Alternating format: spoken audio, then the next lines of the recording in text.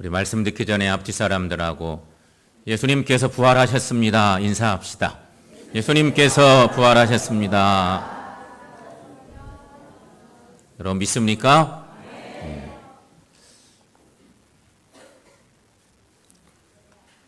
우리가 익숙한 사진을 하나 올려보도록 하겠습니다.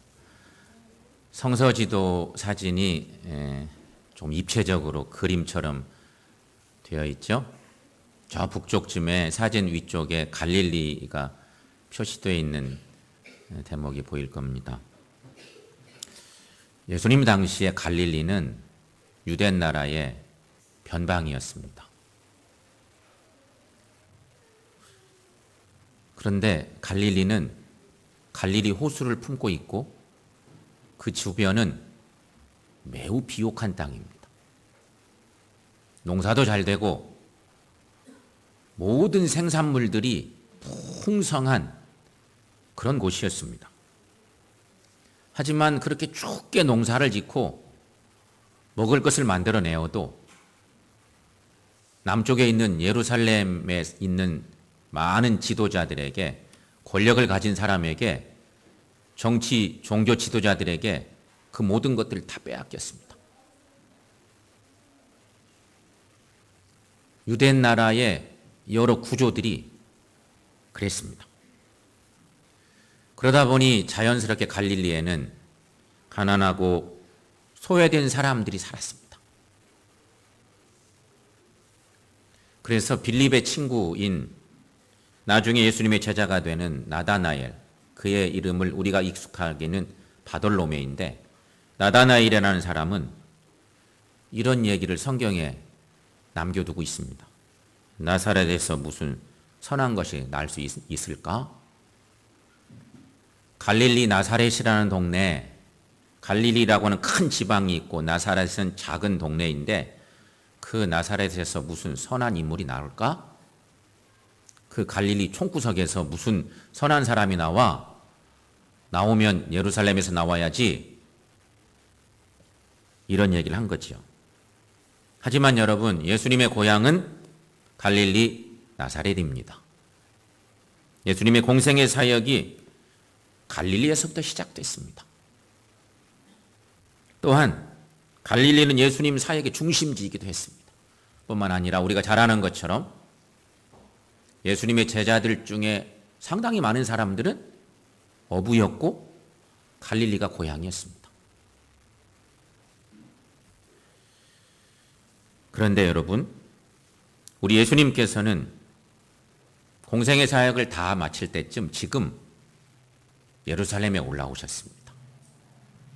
지난 한 주간 우리가 그래서 예수님 고난을 생각하며 한 주간 보냈는데, 예수님께서 공생의 마지막 한 주간을 예루살렘에 올라오셔서, 물론 그 전에도 올라오셨었지만 주님의 생을 마지막 마감하는 그 시간쯤에 예루살렘에 오셨습니다.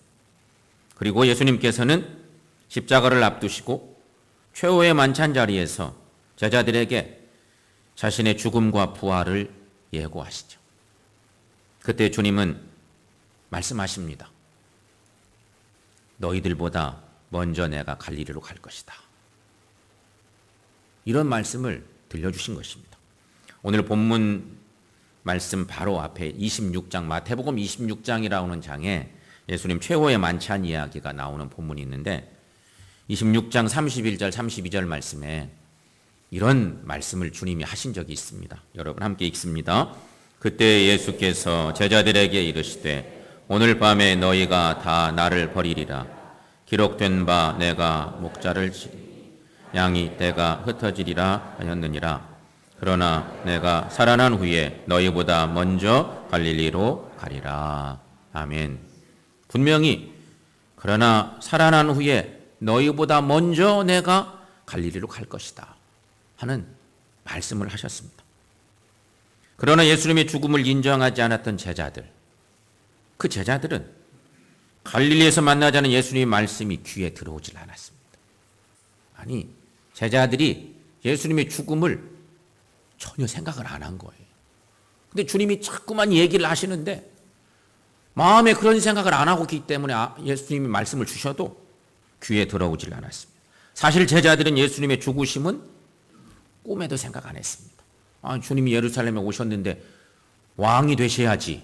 그래야 우리도 한 자리 하지. 무슨 죽으신다고 자꾸 얘기를 하시나.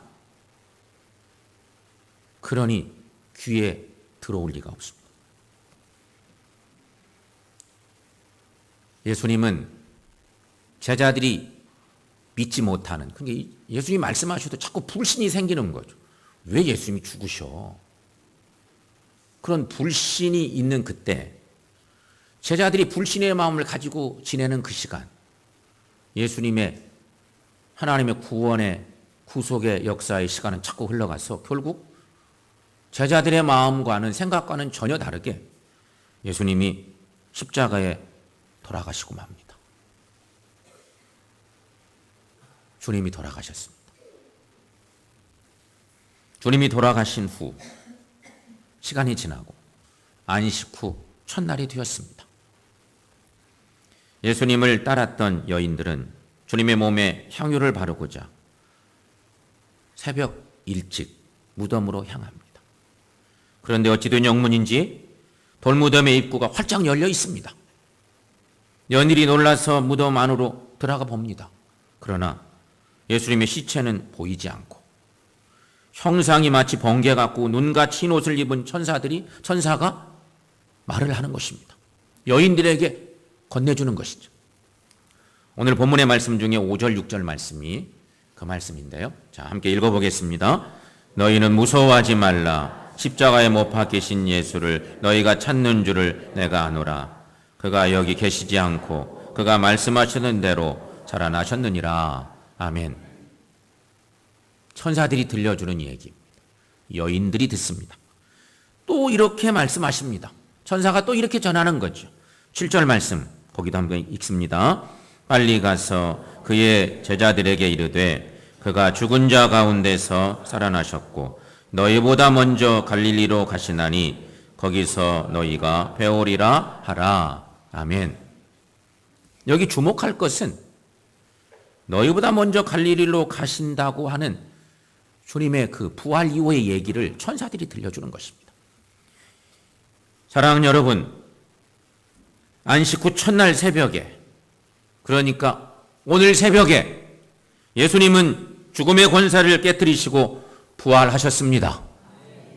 그래서 우리가 오늘 이 시간에도 하나님을 예배하고 또 부활의 주님을 만나고 싶고 부활신앙을 간직하려 하는 것이죠. 여인들이 천사들의 그 소식을 듣고 이제 가는 길에 놀랍게도 부활하신 예수님이 나타나셨습니다. 오늘 본문의 말씀을 봅니다.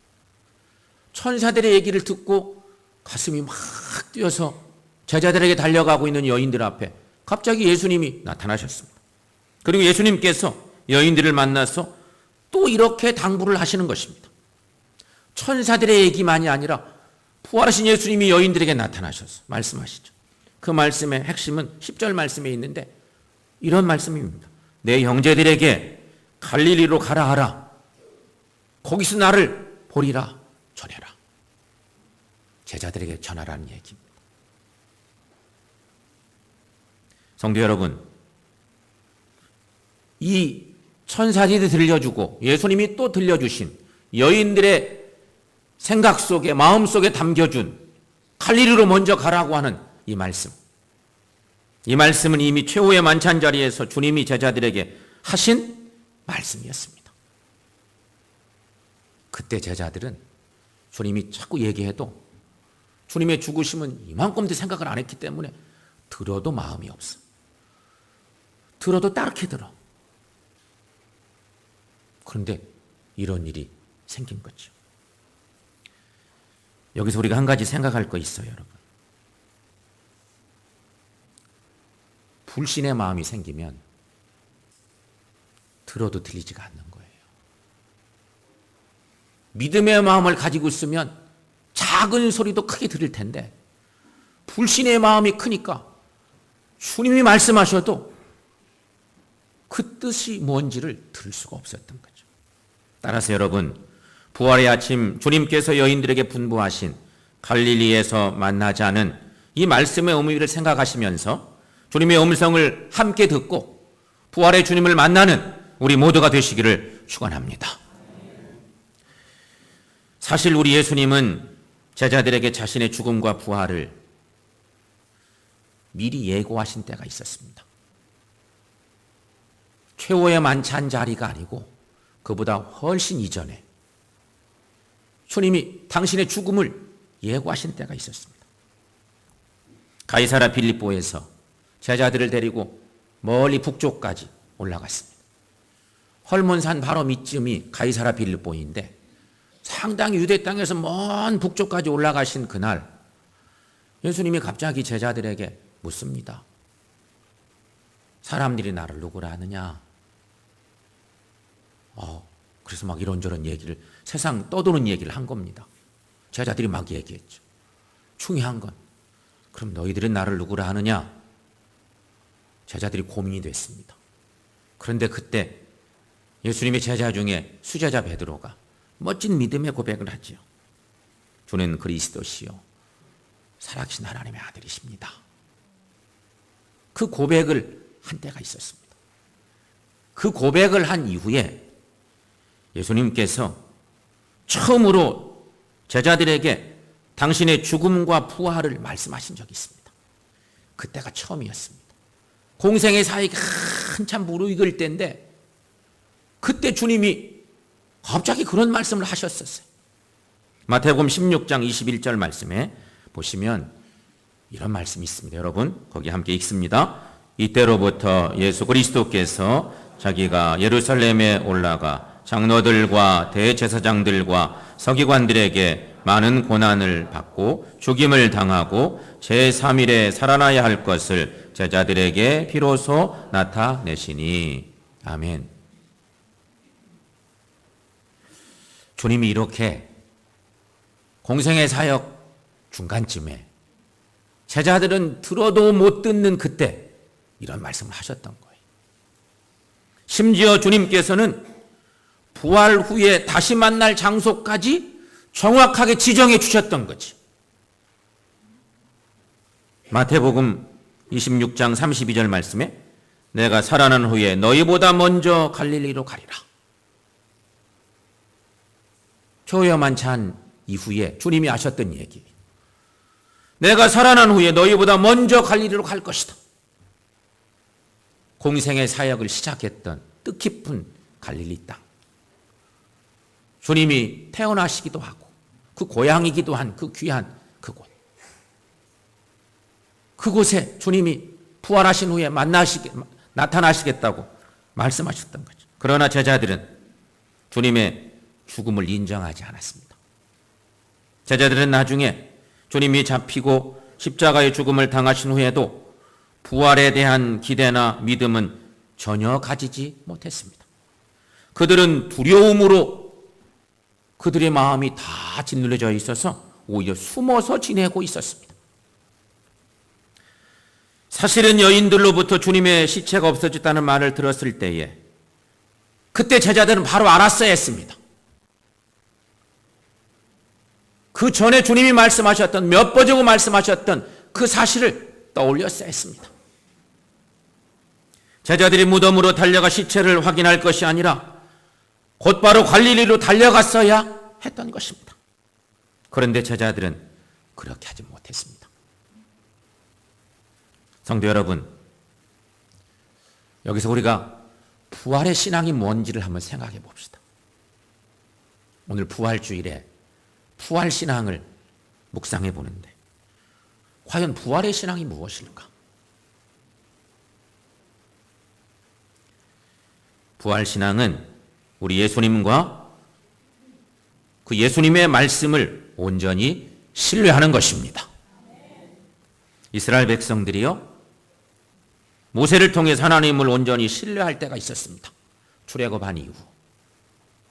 출애굽 여정 속에 하나님을 온전히 신뢰했을 때에는 출애굽이라는 기적도 체험했습니다. 홍해를 육지같이 건너는 기적도 체험했습니다. 아무것도 없는 광야에서 200만이 넘는 인구가 40년을 지내고 문제가 없었습니다. 온전히 신뢰로 온전한 신뢰함이 있을 때 이런 은혜를 이루게 되었다는 것이죠.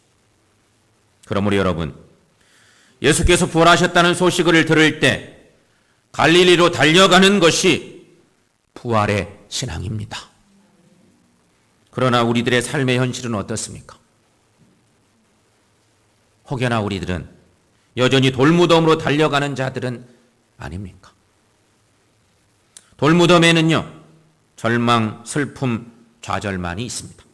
거기에는 아무런 희망도 능력도 없습니다. 그러므로 여러분, 부활의 능력은 바로 갈릴리에 있습니다.